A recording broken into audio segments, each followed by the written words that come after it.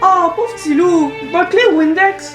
Ça, c'est dangereux. En 2020, Donald Trump a proposé sérieusement aux Américains d'ingérer du désinfectant pour contrer la COVID-19. A disinfectant where it knocks it out in a minute, 1 minute.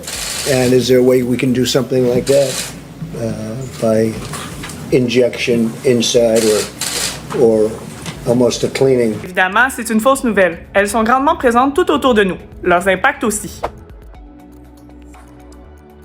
Certaines personnes vont véhiculer de fausses informations concernant la santé publique pour promouvoir une médecine alternative par manque de connaissances ou tout simplement parce qu'ils n'y croient pas.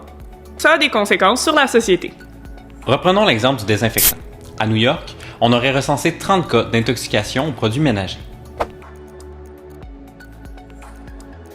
Les algorithmes prônent la désinformation en alimentant les opinions radicales.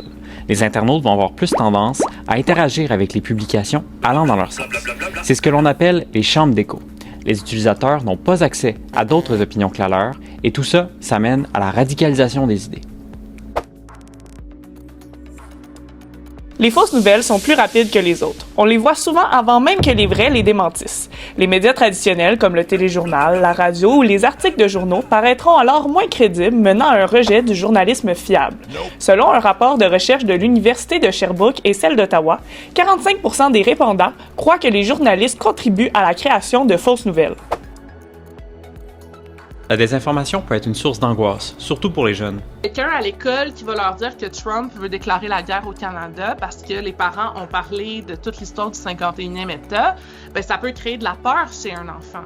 Et s'il n'y a pas de source fiable où aller pour voir qu'est-ce qu'il y en est, ou d'adultes de confiance à qui aller poser des questions, s'il n'y a pas le réflexe de poser la question, ben il va rester dans cette peur-là et ça va complètement changer sa vision du monde. Des solutions, il y en existe plein.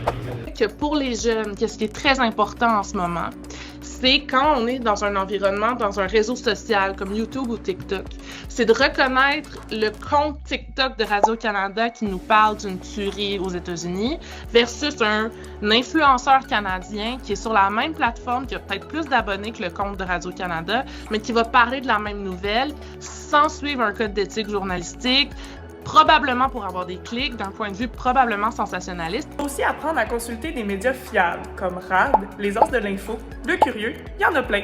Choisis celui que t'aimes. On apprend souvent à s'informer à l'école. Genre quand ton enseignant te demande de ne pas utiliser Wikipédia comme seule source. Il existe aussi des ateliers comme 30 secondes avant d'y croire qui nous apprennent à vérifier nos informations.